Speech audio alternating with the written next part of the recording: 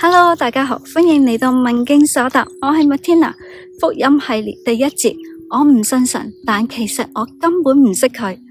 今日我唔係想你立即信，我只想問你一句：你話唔信神，但你係真係唔信啦，定係其實從來冇真正認識過佢呢？唔識唔等於拒絕。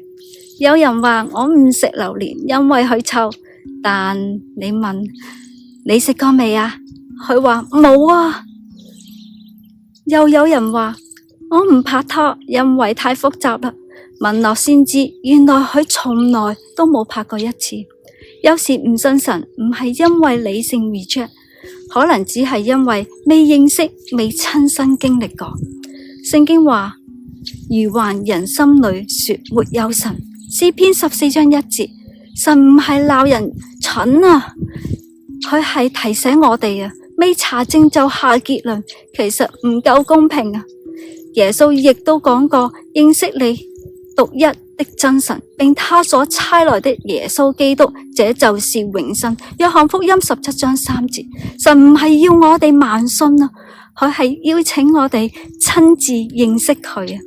最尷尬嘅說話 Top 2，我哋唔信神，因為識咗個基督徒唔友善，咁我哋識嗰個司機好暴躁，但冇話佢唔信交通喎。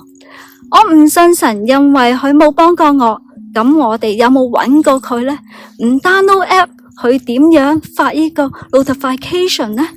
唔信神，有時唔係理性分析完嘅結論，而係人與人之間嘅錯誤印象、傷害同失望嘅投射。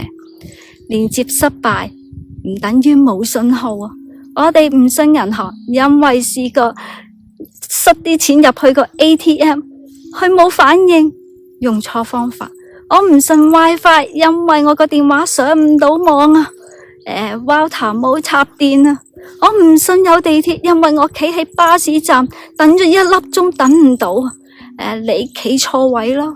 同埋神冇反應唔代表佢唔存在啊，可能只係我哋未 connect 啊，內心未講出口嘅聲音。有時我哋講我唔信神，但心底可能係咁樣諗嘅。如果有神，點解我哋從來都 feel 唔到佢嘅？我哋唔係唔信啊，我哋唔想再失望啊。我哋可能未講出口，但神其實知道，佢唔怕你問，佢係怕你一生都唔敢去問。我自己都問過，唔係因為我分析過神唔存在，而係因為我由細到大經歷太多 rejection， 我以為神都一樣，唔會再想要我啦。當年我係一個被遺棄嘅 BB， 冇人要，經歷退養轉手，最後俾牧師收養咗。人生好似冇希望，但原來神一直都喺度。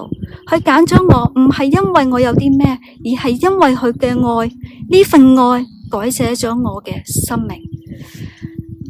真正嘅拒絕，首先要認識，有個親人從來都冇了解過我，就話唔中意我啦。後尾傾下偈，佢就話：原來你唔係我以為嗰種人，唔係我變咗，係佢開始認識真正嘅我。神都一樣，佢唔怕你誤解啊，佢怕你從來都冇俾過呢個機會佢啊。今日反思，我哋唔信呢句話可以好快嘅，但我哋有冇停低真心問過一次呢？神唔係要我哋參加活動，唔係要我哋入教會先至有資格，佢係邀請我哋同佢建立一段1對1嘅關係。挑戰你試下打開聖經，睇下約翰福音17章3節，每日講一句真心話俾神聽。